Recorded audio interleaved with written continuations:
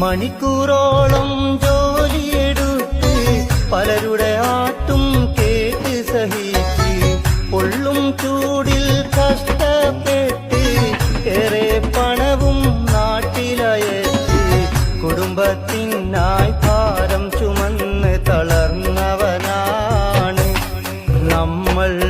എന്നും പ്രവാസികൾ യാതനയേറെ സഹിച്ചവരാണ്. സ്വന്തം നാടും വീടും വിട്ട് മനസ്സിൽ വേദനയേറെ സഹിച്ച് നല്ലൊരു ജീവിതം സ്വപ്നം കണ്ട് വന്നവരാണ് ഞങ്ങൾ.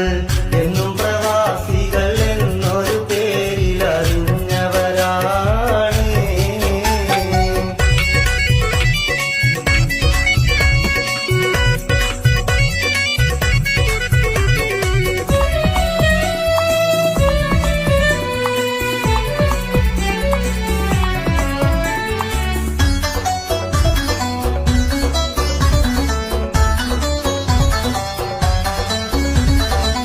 ചുമട് ചുമന്ന് മുതുകു തളർന്ന് ശക്തിയും ഊർജ